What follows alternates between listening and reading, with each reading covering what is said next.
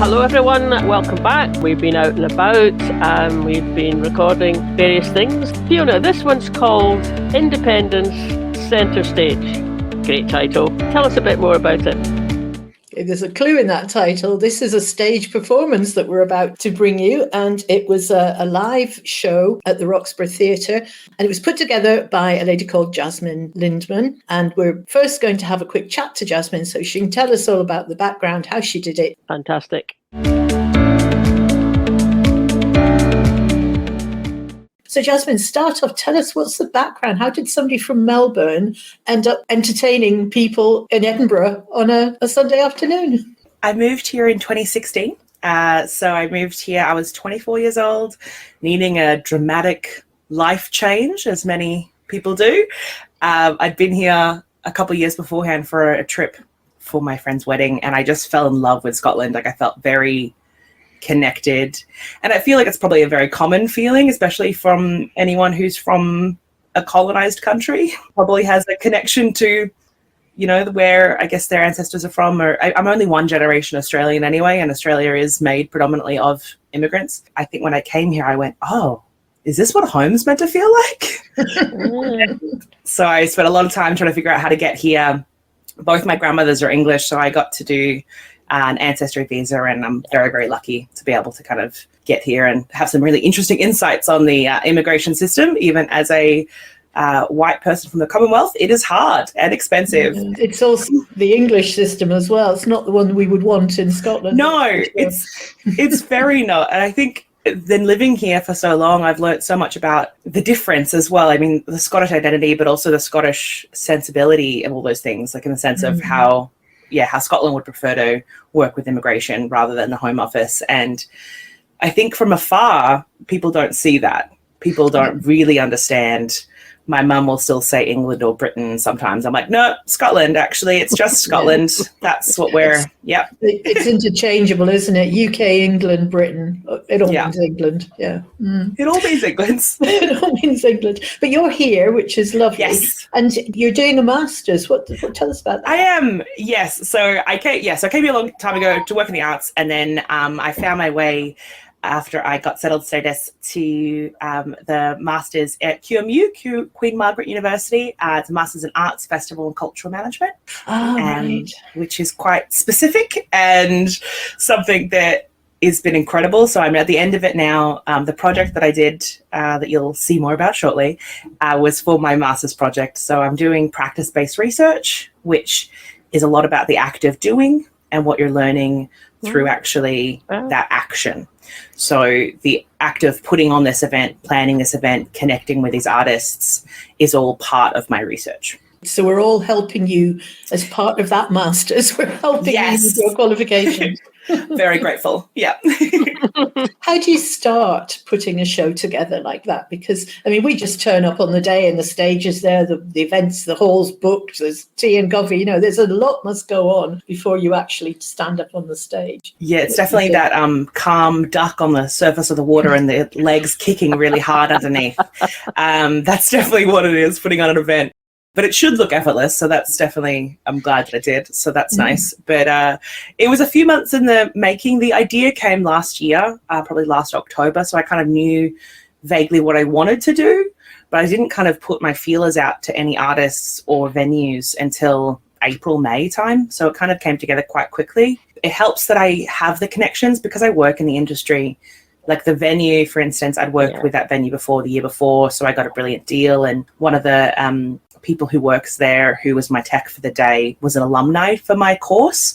So there's also nice connections. It was a beautiful venue. I'd not been in that one before, and that's after decades of doing stuff at the festival. Stunning. So yeah, Roxbury Central. My two kind of big passions in life are arts and politics, the things that I think I've always been quite drawn to. I was very lucky that my family is quite politically aware, and that's always been part of conversations. It's never been something I had to kind of figure out all on my own. It's been something that's been very engaged in politics, even if people, my family, my grandmother and I have very vastly different political views. But the act of voting and the act of participating has always been really relevant and really big in our family. So I think that's something that I've always been really passionate about, and learning more about that. So when I moved here, it's something that I really focused on was the independence movement, because I think from an outsider I could see why it made sense, so easily why it made sense, and I was like, why is this even a conversation? I don't understand that. But yes, I think from an outsider perspective coming in going, of course. That's such an interesting point, because we hear that from all over Europe, various Scandinavian countries, and that's what they're saying. Come on, Scotland, what's wrong with you? We're waiting for you. And the people that we have to convince is not anybody outside, it's us, it's our fellow citizens. Definitely, and I can see why that's a struggle as well, because nobody likes change, nobody likes doing things, probably is a big factor. Yeah, and then the arts is the other aspect of, I guess, where my passions are and what I'm good at. So like, I think I mentioned it a little bit in the event, but I went to the Independence Convention for SMP, and they were trying to get people to, you know, do door knocking or other kind of campaigns. But my skill set is with people and with artists and arts management. And so I do think that it's important to also stick to your strengths and be able to use those strengths in an effective way in this kind of movement. Can I just go back to what we were saying about bringing, you know, the arts in and the importance of doing that? And that's so true, isn't it? Because back in 2014, I mean, I was always going to vote yes. But the first thing I did was go and convince myself about the economics of it, which was not difficult to do. And I noticed that French TV were explaining to the French population just how strong an economic case we had, and in a way that the British TV didn't ever do. So that would be where I would look to first. But actually, there's a whole other side of, you know, there's figures and there's economics, but then there's also, I don't know, the kind of stories that we tell each other and the music that we have. You know, we've got a incredibly rich music kind of thread going through, you know, Scottish kind of people, and also literature, you know, writing, poetry. And to bring that in, that has to be brought into the Independence Campaign. And, you know, I thought that was such a good event to put on, because it just helps do all that. And sometimes it's just dead funny and it's Glaswegian and it's Gallus, and other times it's a bit more kind of serious, but still actually bringing that mythic side in. So presumably you connect with that as well yourself? Definitely. I think that the biggest way, easiest way to make change is to bring the humanity to it. And I think also opening that conversation up. A big part that came out of the event for me that I really recognized was that so much political conversation has language that's inaccessible, intentionally inaccessible. And art has a way of being accessible for different people and different ways, and can open things up or open you up in a really different way. And then you can leave a room feeling completely different than how you walked into it. Yeah. And I do think that there's a power of that, a power of story, a power of people. And I think that that's what's been kind of often missing in these kind of political conversations. And that's because it's not the structural way of how people design things. It's not how campaigns traditionally go. But there was still, in 2014, the National Collective, and they had 4,000 members and lots of incredible work that was done then as well. This is not an original idea at all. This is not me going, hey, has anyone ever thought of this? But I do think that it's important to, remember it, because the National Collective folded in 2015. And I think for me, bringing all these people again together and kind of highlighting that this art was already happening. Like, I didn't commission anyone to do the arts that I showcased. All this art was already out there. Yeah. I just brought it together. The other thing that I loved about your event, though, was usually when we're in a room, everybody's our age. The kind of people who go to political discussions and topics and panels and events, it does tend to be the older ones. But your event, it was full of young people, and the room had a different vibe because of that. It had a different energy, which was lovely. I mean, I suppose that's the beauty of you being also in that at that end of the spectrum. You know, you were able to connect with people that age. I kind of think I'm in the middle, because I think the oldest person we had was I'm 31, but I think the youngest people we had there were 18. And then on the older end is like kind of 50, 60. And so it's kind of nice. I do feel like I'm maybe in this interesting middle millennial kind of stage that I can kind of communicate to the Gen Zs and to other people as well, and kind of have that. I do feel like I'm in a nice middle zone to kind of bring that together. But I agree. I mean, again, at this SMP event I went to only a week before, it was definitely an older crowd, which I think is really interesting, because so much of this is about the future. Not that it's not your future, because it definitely is. But I mean, in the sense of young people being really engaged in their future. There's a sense of timing, though, I think. We were having a chat with Laura Pollock from the National, and she'd been chatting to a young voter, and they were saying, oh, yes, they were sure that by the time they were grandparents, Scotland would be independent. We're going, we need it now, never mind. Yeah. By the time your kids and grandkids, they can be passionate about things like climate change, they can be passionate about the cost of living crisis and practical issues in front of them, equality, all those things, and yet somehow not link it to independence. And to us, looking from our perspective, that's the door that opens all the other doors. That's the only way you can do some of these things. And with Westminster stamping on every bit of initiative that we put forward. So do you get that sense as well, that there's sort of a disconnect? I can see that. I think there's a level of big picture, small picture, and the issue is big picture is climate. Climate is the whole world, right? Like, and there's definitely a level of all these other rights, which I think are just as important. But I also think that it doesn't matter if you have rights if you don't have a planet to live on. Absolutely. So I do think that climate being the main thing we're concerned about is very relevant and very apparent. I'm from Australia. I have seen some insane climate disasters. A whole town was demolished in fire in 2009 with the biggest fire on record at that time, which has now been broken, as the hottest, biggest fire ever. Yeah. And now that's been broken. My great auntie lives in a town of Lismore in northern New South Wales that had a once in a century flood, or once in a 10-year flood a week after, and people had to break themselves out of their ceilings to get out and find help. Like the horrors are already in this world.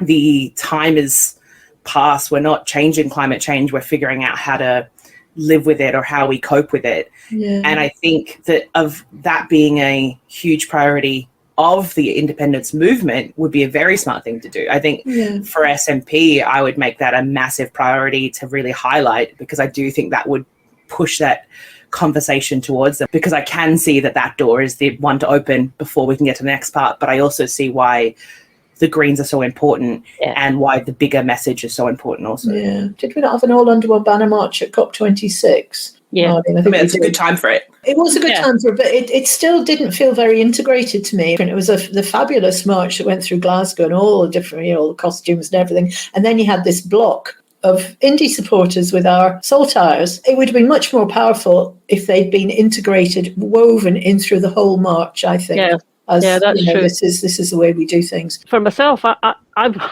just want us to be independent for its own sake, but a very closely interwoven with that for me is that I think Scotland could do a lot better at pursuing climate change targets if we were independent. Plus, we could be out in the world having a stronger effect out there, say through the UN and other places. I think it can't be separate. I think all of these things are connected. I think when people speak about political art, it's also feminist art. It's also climate art. It's also queer art. It's also, it's all of those things. Like, that's what political art is. It's not in this specific thing. It's quite political and quite precise. But I also think that it is all of those things. It's humanity, isn't it? It's all the things that we care about and that are close to us. And what other events do you think would be great to do just to carry on with the spirit of what you've done? I don't know if you've got any yourself in the pipeline, or if you're just going to tick the box and move on. But are there any other things that you can think of that we actually could maybe start pushing or stirring, see if we can get something going? I do think that a network again would be really helpful. Like, I think the National Collective that happened in 2014 was a marvel. I think something like that is incredible. I think the connection it had with community and with people and having conversations, I think was really powerful. And again, having conversations rather than yelling at people for being stupid and not thinking that independence is the right choice, which I totally understand too, because often I'm like, how could you not? Because you're not, what?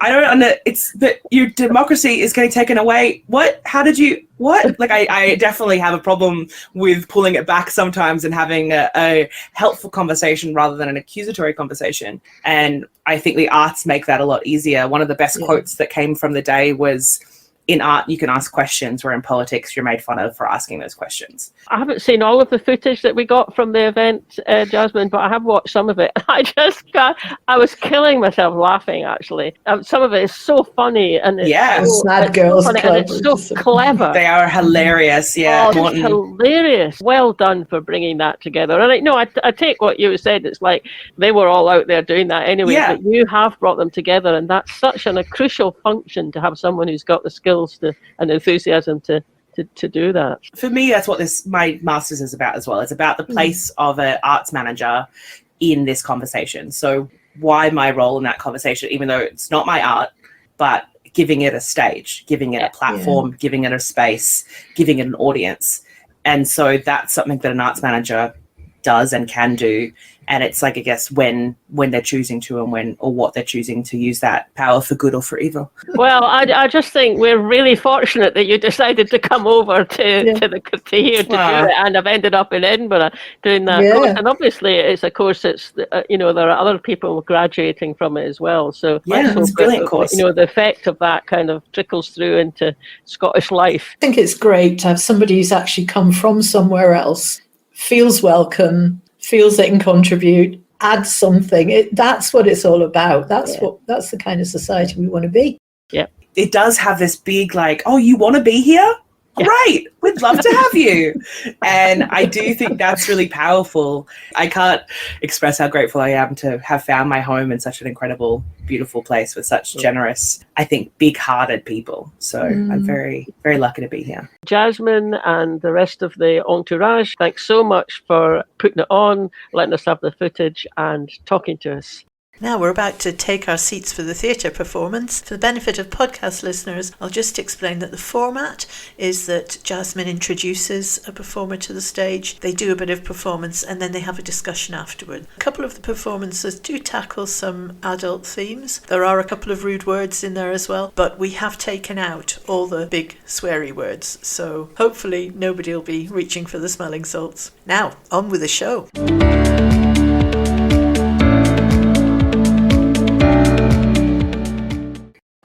Artist I'd like to invite today to the stage is Myra Ross. She's an incredible poet, self-proclaimed, outspoken, direct, and unapologetic in her delivery of uncomfortable truths regarding inequalities and injustice. Myra's poetry strikes a chord for more than independence, for human rights, and a fighting for what's right. Welcome, Myra. 2021, remember when the new Scots, the refugees, were given the vote, they were allowed to vote in Scottish Parliament, and I was beside myself with joy, because nothing says you're home like you've got a say, does it? So I wrote this on the 6th of May 2021, when we gave new Scots the vote in our election. Did they clear you from your land, son? Did you feel your home in fear? Did they steal you from your history? Rest now, you're welcome here. You're not welcomed as a beggar because we don't look down on you. You're here, your home's with us, and we live through clearance too. Imagine that between us we could make our mark and say those who suffered clearance claim their freedoms back today. The immigration services came to Glasgow to take some Glaswegians away. Glasgow had some other ideas. And what I said about that as an add-on to clearance was you cannot take our neighbours because they don't belong to you. They belong to Glasgow, as all Glaswegians do. And on the back of that, I wrote for the man who took himself out of his house under their van to stop them taking his neighbours away. Called Wheels of Injustice. I only saw his image there beneath the wheels. I was awash with pride and I wonder how he feels. Will they display compassion and pretend they don't see you? Will they drag you from your duty, and what harm might they do? Even just confinement that cold that bites your back, yet still you hold your ground and you gave no thought to that. While me and all the others were watched and proudly say they tried to take his neighbours and he said no, not today. You stood the wheels of justice and you did what brave folk do. You became the spoke that stopped the wheel that turned its might on you. Those poems were so beautiful, and they just, I feel, probably similar in the room, but just like strike certain chords, especially maybe people who were in Glasgow at the time. I was in Glasgow at the time, and seeing that happen and being so proud of for Glaswegians on that street who were like, no, this is not how we do it here. And you mentioned to me that your poem, that Clearing, the first one you shared there, was shared quite a lot. Unfortunately, less crediting you at the time. Mm-hmm. But how did you feel about your poem being circulated in that way in those kind of moments? Well, I heard her experience being shared a lot the year after, because somebody had taken it and photocopied it and laminated and stuck it all over the streets of Glasgow. And somebody put that on Twitter a year later and said, here, this has been all over Glasgow, is it Myra? And sent it to me, and I said, it is Myra. And I was delighted because I thought, well, there's another Myra in Glasgow somewhere. It's like everything that we do in Scotland, isn't it? It's like you sing a song and you tell a story. Quite often what somebody else's art does inspires me. So a lassie put a picture up on the Yes Stones page on Facebook of the butterfly. There's something in my heart and knowing in my soul that this is not my destiny and I'm as yet not whole. It's there as I push back against these walls that hold me in, a raw determination that makes me try again. Try and push with all I am, leave my prison, break out, go, roar my certain I can against their defiant no. There it is, the cracking, the breaking of the wall, there my golden wings for flight, assault iron on full show.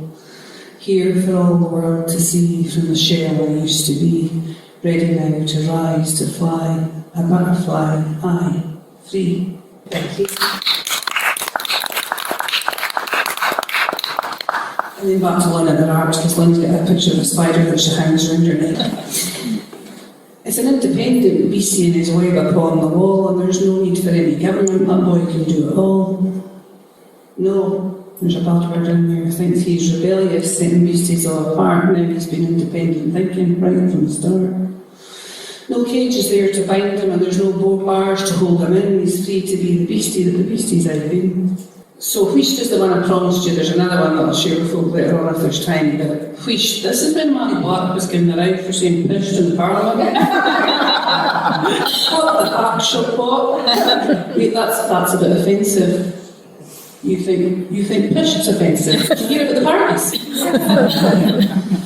Wheesht, the trouble is the etiquette. Watch your P's and Q's. Don't use foul language, because that will just not do. Do defraud the taxpayer, do break your own rules and defend the indefensible among the well-spoken fools. Let me educate you, pisht is not a swear, and twist your drawers till wheesht get on your hair, challenge all the liars, the perverts and the thieves, and challenge to the fraudsters, pisht gives peace. We are not offended by Scotland nor our words, we do find your affront quite frankly absurd.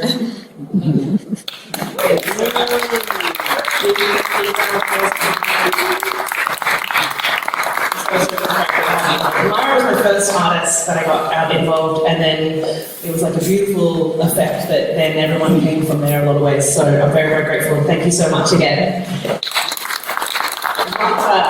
Welcome to the stage, Cathy McSporran.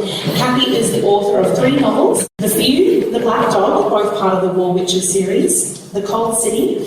Cold City, which is what she'll be reading from today, has an interesting relationship to independence. It imagines 2 parallel versions of Scotland.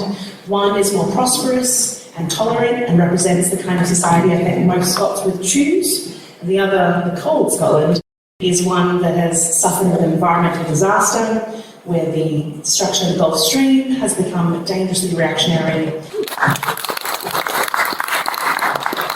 Thanks, Jasmine.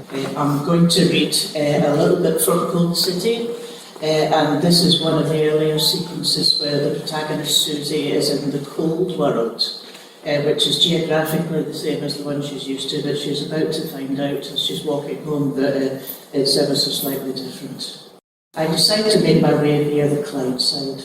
River Street actually leads away from the river. Not the quickest way, but it's snow-ploughed twice a day, so it's easier underfoot. And almost all of the street lights work.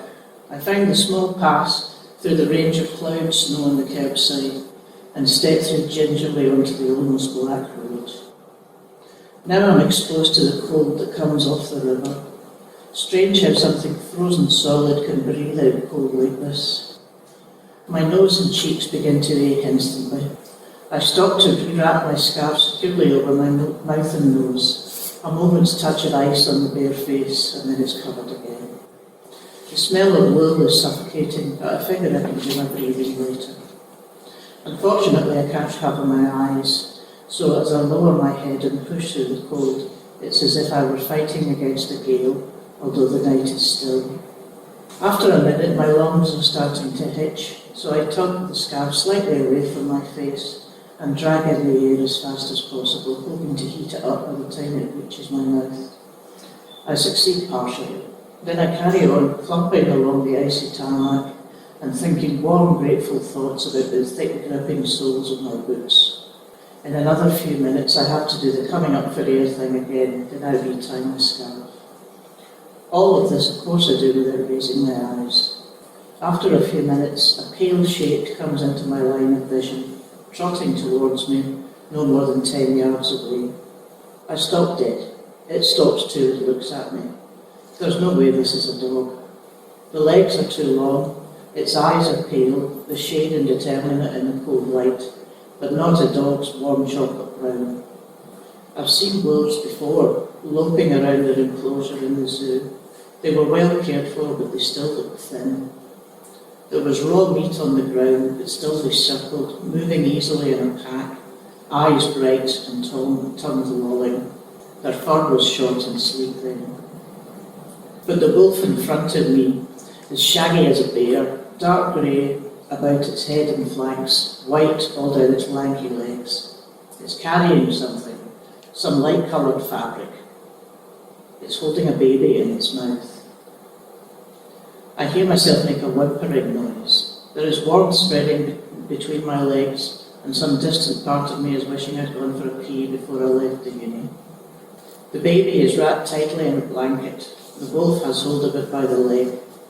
There is nothing behind me but a mound of snow and a blank wall. The wolf is still looking at me.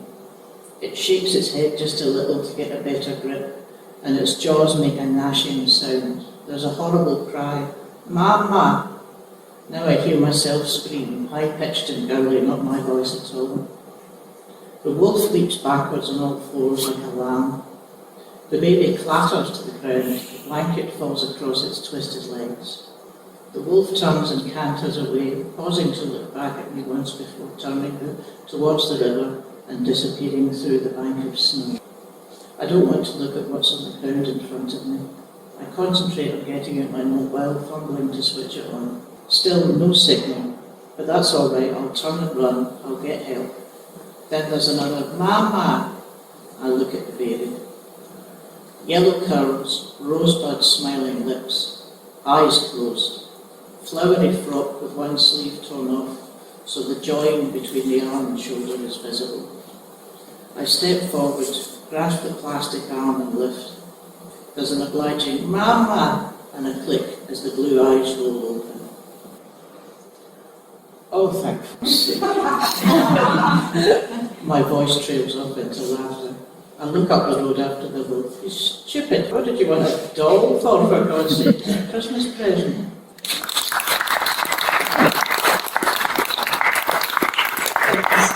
That was beautiful and horrifying. Everyone will share. I want to start with saying that I invited you here today because I think that speaking of independence and political change comes in lots of different ways. And I think in this book, it's maybe not as big as some of the stuff you'll be able to see around, but I think there's lots of incredible power and like you can't imagine a world you can't see. I think there's a really powerful use of literature and that kind of imagining, so thank you for that. I think the first question I had was you always mentioned that, or you mentioned to me, you imagined the warm part of Scotland being independent and the cold, which is what this reading was from, yes, being still in the Union. Do you think there's a reason that you didn't make that as explicit when you wrote this book? I think it was a personal timing thing. I began writing the book nearly 10 years before it was actually published, as is often the case with most novels. And at that time, I was still crystallising the whole idea of independence in my mind. I still had hopes for devolution, as so many of us did back in the day, and then we got Boris Johnson, so that's obviously. So yes, But what I was trying to do is imagine a better world that was becoming more tolerant, that gay marriage was becoming legalised, which at the time I was writing this wasn't actually a fact. It was a good 10 years before, wasn't it? It was, yes, it was still a pipe dream, so thankfully that came true, so I don't have to imagine that anymore. But yes, I was imagining, deep down, I think I was imagining the warm world was at least seriously devolved, or at least devolved as I had hopes for at the time. But the cold world has suffered an environmental disaster, so and frightened people tend to stick with the status quo, and this is what's happened. They do, yes. Unfortunately, yes, so everybody's just kind of stayed within the union in that world.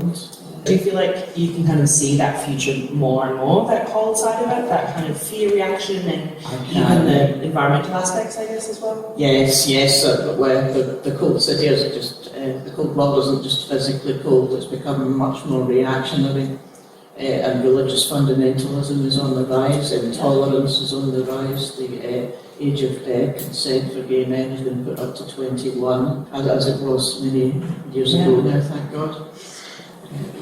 So yes, I imagined, so I think that you can see it coming, especially as, well, I don't know if climate change actually is happening, we certainly think it is, and it's frightening, so there's more scared people out there. I mean, a lot has changed since you wrote this book, obviously, but I guess the independence movement in general. Do you think if you wrote this book today, it would be different? It would be, the warm world would be a lot more firmly independent. The book, as it is, begins with the legalisation of gay marriage, and everyone's celebrating that. I would totally begin now with a celebration of independence in the warm world. And then the cold world would be still hung with Union Jacks and still have somebody like Boris Johnson. Can't really imagine anything worse. And yet we can see it in our eyes. Well, yes, wolves are the least of the problems. But yes, fortunately, some of the things I predicted in the warm world have come true, thank goodness. Which is incredible. Yeah, so I'll need to keep writing my fantasy. That's the thing. So you need to see the thing, you need to see what could happen for it to happen. So I'm really grateful, and thank you so much for coming out today. Thank you so much, Cathy. Thank you.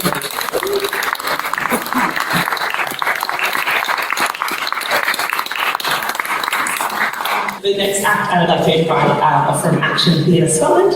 They're a group of up-and-coming theatre makers based in Glasgow. They're creating original works that are authentically Scottish. The first of these is a play called Alba. Alba is set in 2014, where Paul and his S4 classmates battle with their first ever vote whilst navigating history lessons and teenage life in working class Glasgow. So welcome Chris, who's going to be performing.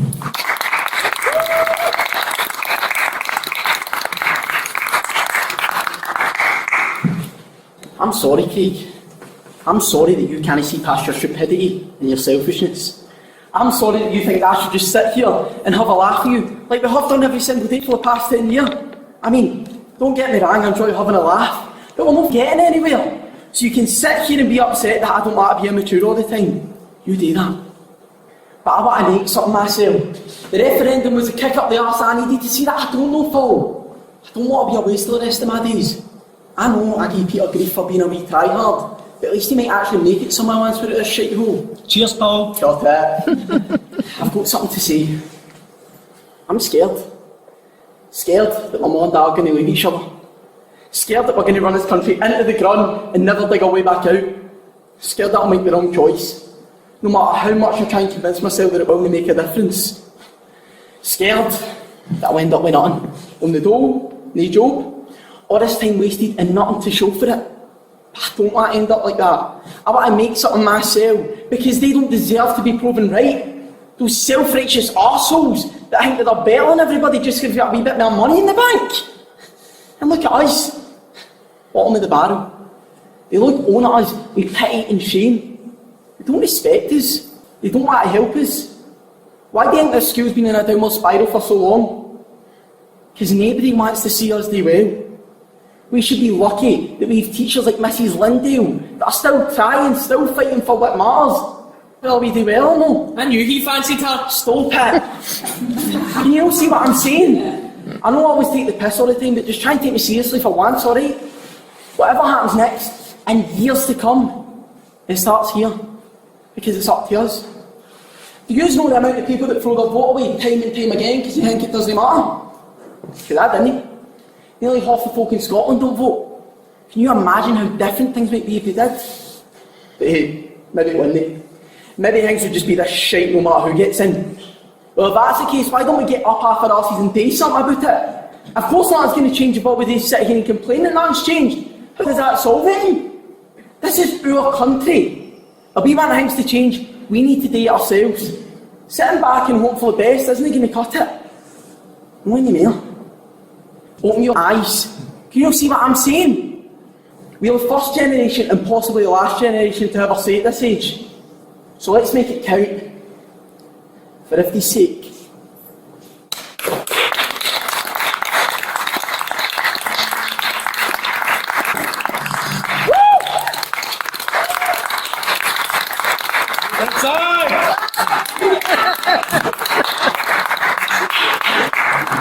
Welcome, Jack and Joy.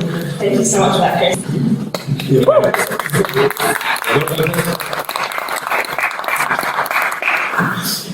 Thank you for being here today. I guess my intention to start with the creation of this. Was it something that you guys felt? Were you Paul in this moment? Were you 16 during this one? Yeah. Well, I kind of wrote the lyrics to the song, and I suppose at the time, thinking back to the memory of 2014, I was definitely a ball. I wasn't 16, right enough. I was a bit older than 16, but yeah, I was definitely a ball. Yeah. Is that where this kind of started to kind of create? Yeah, so Jordan had like the lyrics written for the songs that are in the piece, and then approached me with it, and we sort of looked at it and thought like the referendum was the best sort of framing device for this story. Paul's story needed to be told now just because of what everything's we are now. The importance. Yeah. Do you feel, and I haven't seen Coldplay, but everyone should, do you think honestly in that song it has a bit more of the Maybe feeling? Does the play lend itself to more of an indie view, or is it that kind of middle? Well, I'd probably say it's something that I explained for a start, but I'm not heavily on the indie side. More than anything, I think just inside. Speaking from a young person's point of view, that's why a lot of young people are, well, maybe nowadays it's different, but at that time as well, like a lot of young people weren't really thinking about politics, especially because we had to be 18 to vote before this got brought in. So yeah, just the confusion in terms of the what side and trying to get into it and not really knowing. Kind of being disconnected from the conversation? Yeah, definitely. Yeah, I think that sort of stems from Paul as a character, the sort of indecisiveness rather than us, because I think we're all on the same page. Yeah. Casting in terms of independence, but If both of you, I guess in that way, is it because you feel that now but you didn't feel that then? But I think it's interesting to kind of frame that from that young perspective of not being included in these conversations, and even just having young artists involved, which is why I was really happy to have you involved as well, because it's nice different demographics and obviously the future, everybody.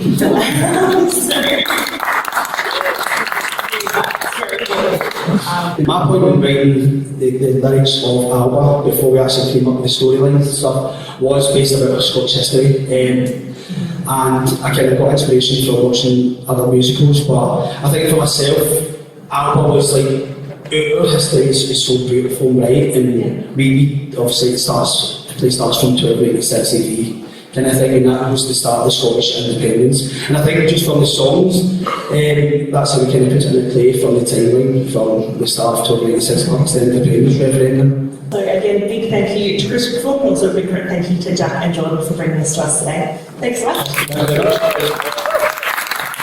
So our next act, so welcome to the Sad Girls Club, where girls are allowed to be, well, sad. Boyfriend broke up with you, the patriarchy getting you down, rape culture being a real pain, cry behind your pal's garage and ruin the party again? Well, have no fear, because Sad Girls Club is here. Welcome to Sad Girls Club.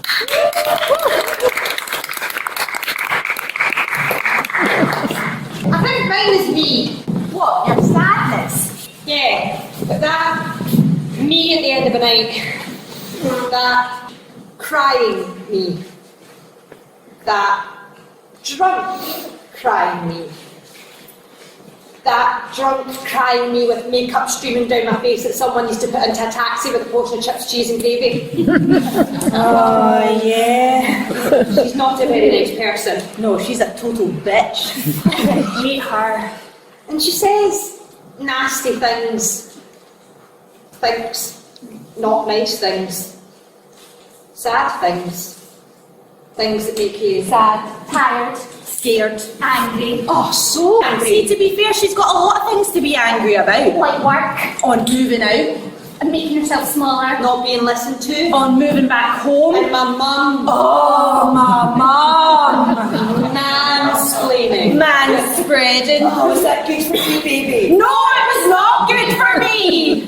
Oh, and having to be polite like all the time. And not being noticed. And unsolicited hugs. And opinions. Dick pics. Hand contacts. And rape clauses. Roe versus Wade. And Trump. And Trump. And Sunak. And Brexit. And Boris Johnson. Oh, Boris Johnson.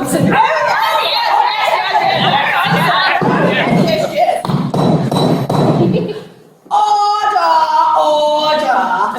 Welcome to the rich and powerful and men club. As you can see from our top hats and mustaches, we are indeed rich, money, and powerful, the empire, and most importantly, and even more important, we're not stinky, smelly, whiny, stupid, childbearing, bleeding all the time girls. Yeah, babies. Yeah. On to business. Baron Richards. Yes, sir! What is on the agenda for today? Well, of course, sir, it's these women folk. They're kicking up a fuss again. Again? Yes. What is it this time? This time, it's about the fancy schmancy and oh, so luxurious. It's okay, Minister, you can say it. We're among friends. Tampons! Disgusting! What about them being taxed? I can say as a man who has never had to buy a sanitary product in his life and never had to worry about money, well, ever, I don't understand what all the fuss is all about. Agreed. Silly, isn't it? Almost as silly as that male birth control idea. Well, I heard it if you take it, your willy gets smaller. I heard if you take it, your willy comes off altogether. Gentlemen, please! We all know this is preposterous. Because our willies are so massive that they could never fall. My willy could survive a nuclear holocaust. My willy is made of steel. I'll put my willy in anything. Yes, we have heard the allegations, Minister Lord, yes. And that's why you're getting a promotion. Yeah!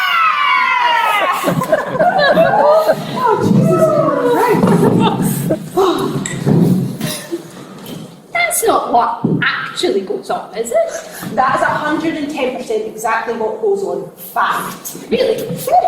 Stop winding me up. Stop scaring her, more like. Oh, look, it might as well be. What do you mean? Like, think about it. It's all just like one big boys' club, right? Like, look, whether you're female or not, all that matters is what private school your mum and dad could afford and what pals that you make there. So then you can just like move in those same circles for the rest of your life, never talking to anybody who doesn't own a Land Rover. Oh, and so no wonder they don't care about me. Or anyone in this room, for a matter of fact. All they care about is their pals and what affects their pals and what affects the little bubble that they live in. And oh, we don't come close to popping that bubble. Look, people were like outraged at Trump for hiring his pals to be in his cabinet, but I don't know why. Because the Westminster's been doing it for generations. It's called the Tory Party. Do you feel a bit better? I do, thanks. Great.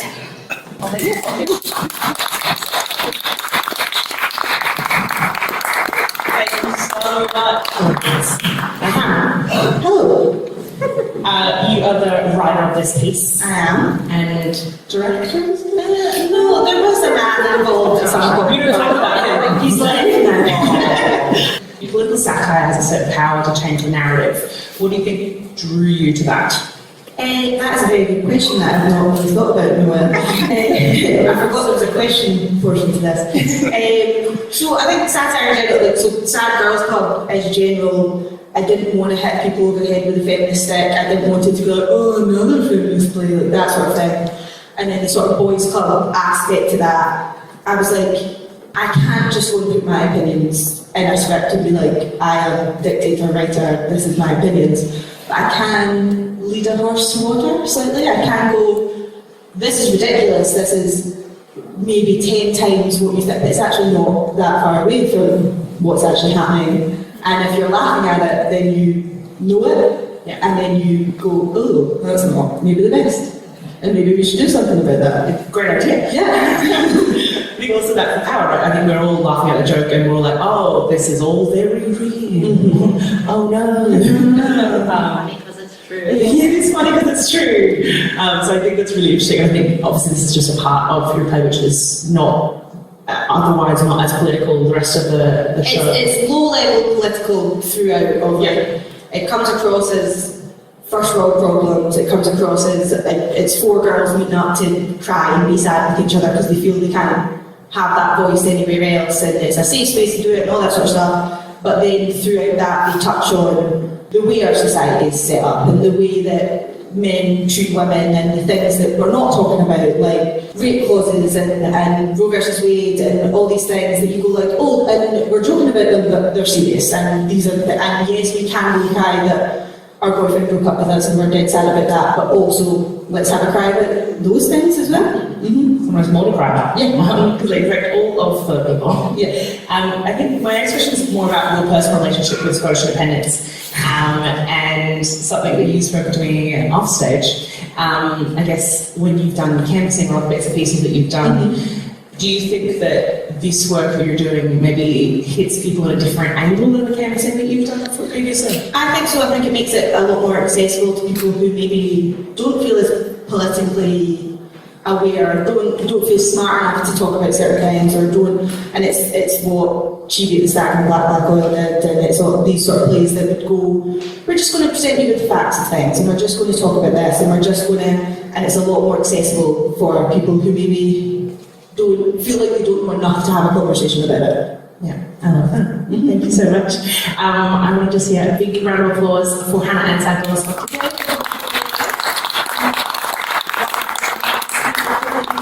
We're at the Harbour Arts Centre in Irvine on the 8th of September. We're there for like a one-off meeting. We're then going to Glasgow Comedy Festival next March at some point. Amazing. Maybe some tour dates, and then hopefully back in Edinburgh for some more Sad Girls. So if you know any sad girls, just send them to us, and we'll fix everything. That's a promise, that's a guarantee. Yeah. Or you're coming back. Oh, you're right. Well, thank you again. Big round of applause for Sad Girls.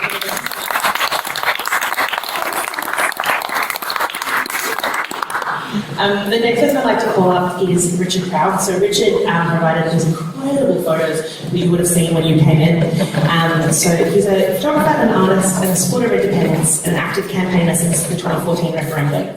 He developed an interest in photography in 2018. He's also done a bit of painting and selling a few works in local galleries, and a regular offender in creating yes stones and slates. Richard, thank you. So everyone would have seen his pictures that came in. They're stunning. When I saw them today, I've seen some online, but it was really beautiful to see them all framed, and it kind of hits you in a different way, especially your use of colour.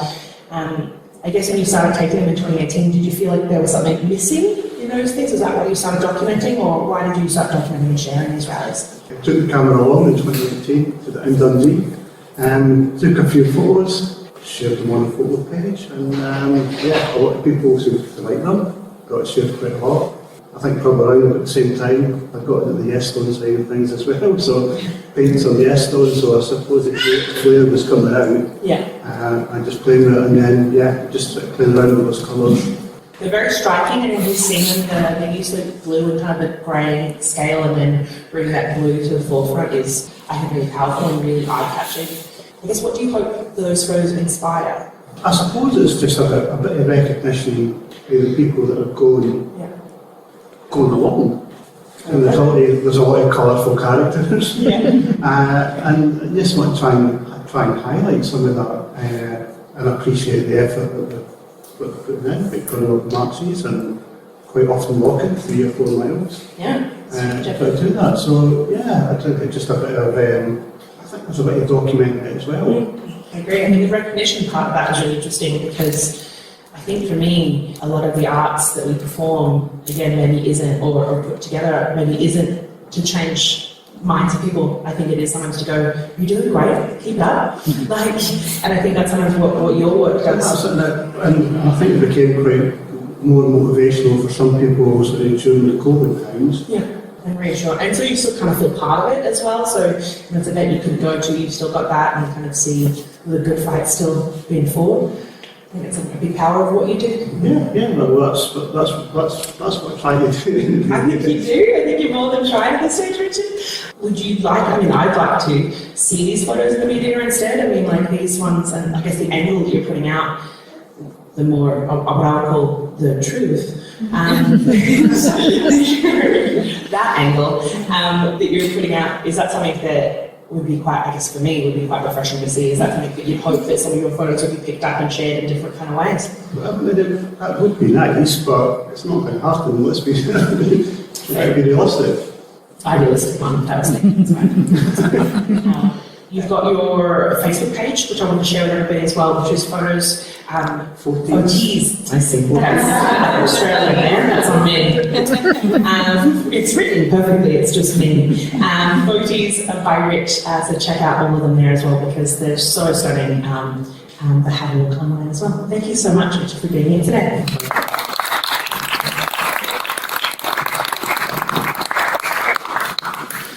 This is a yes stone. I got this yes stone 2 years ago now in Partick, and I was just like, this is amazing. People just make this. And I was so overwhelmed with it, and I was so excited to be connected with the group. Yes Stones have raised thousands over the last 5 years to support those in need and to develop an independent nation. So a big welcome to Lynn and Neil, who have kindly come to share and discuss their work.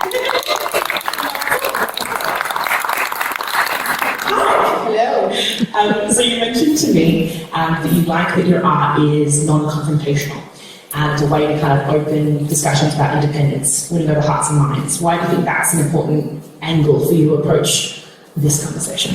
I think some of the things that have been said earlier about people not knowing where to start a conversation or what to say, it's either it's black or it's white, it's yes or it's no. It's not. There's a maybe leaning towards yes all the time. That's what we're aiming for. We're looking for these people who are on borderline, and you can have a nice conversation and not feel like you're in their face about it. I mean, quite often it's children that will find the stones. We purposely do that, decorate the rooms, and children will like find them and then, what's this all about, Mum or Dad? And then they have to have that discussion. That conversation. So, yeah. What have you found to be the most rewarding part of being part of this organisation and sharing? It's the number of people we've met. So I've been painting stones for long before Yes Stones started. I was painting salt tires, leaving on people's doorsteps, and a friend said, it's a group for this now. So I joined it. It was in the first couple of hundred. We're now at over 9,500 members across the globe. And we've met people at marches, we've made new friends through it. I met Richard because Richard painted a Lego man, and I said, oh, my son likes Lego, I'll post you a Lego stone. And it's that kind of, it's like finding your tribe. Yeah, that kind of community. Completely and utterly. We've been to so many different events. We've actually had stoners conventions.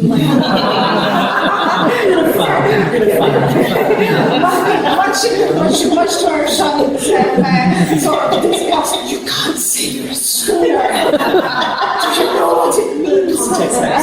I'm like, yeah, we know what it means, we're a bit older than you.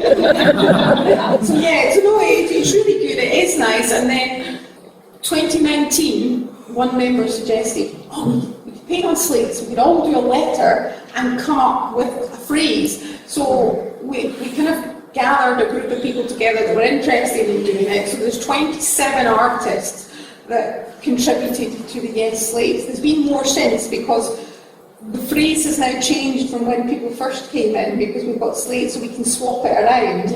But yeah, it's just great, and it's something that pulls people over. They want to come and see it. It's not frightening to go and look at a piece of art. I mean, the young folks earlier were saying about talking about politics, and they use big words. I didn't understand them.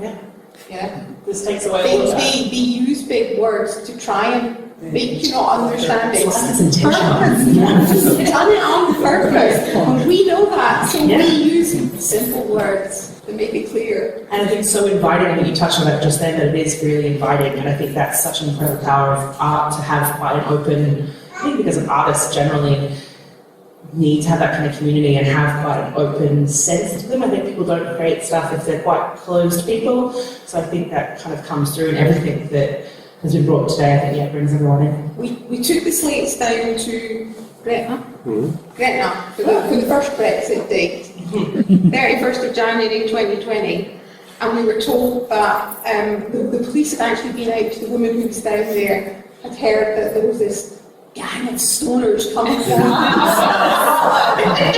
Right. So there was a counter-protest. The counter-protest went into the little friendship garden, which was behind like a 50-foot hedge, and nobody could see them. And these people eventually came out because all they could hear were cars tooting as they drove past. We laid them on the roadside, and as cars and buses, of course, they're crossing the border. We're now in Scotland. And people were tooting, waving, and eventually the unionists came over and started looking at me. You see them going, that's really nice. That's beautiful. It did kind of, you say, come and look at them, come and see what they are, have a conversation with them. We're human beings, just like you. Yeah, that's exactly it. I mean, that's, for me, that's the whole crux of this whole event, guys, is what Lynn's just said. But it is that it's becoming people again, and remembering that that's what this whole thing is. And how you can share that in so many different ways, which we've seen today as well, and with these slates. And for me, I find them so striking, and already I've asked someone if I can use their design as a tattoo. So I'm like, yes, please. This is beautiful. I must have it on my body forever. But I do think it has a different way of bringing people in, and even if it's fleeting, if you see them online, but I love the people who found them in interesting places. I'm on the Facebook group now. I'm very much all the way in. And I've heard that people found them in the States and like all these other kind of places. And I think it's really important to kind of have this conversation bigger as well, because that's how I think we do get independence, is having that kind of recognition externally as well. Because if everyone else goes, hey, you're a country, you're like, yes, we're a country. Big thank you to both you and Mia and for sharing that today. Thank you so much.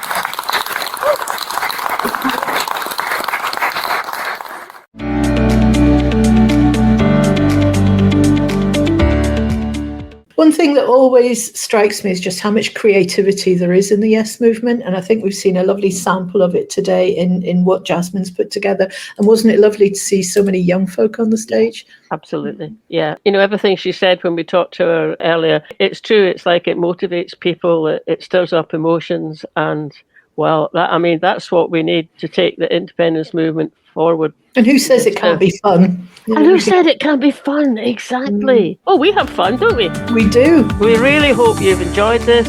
Thanks for listening, everybody.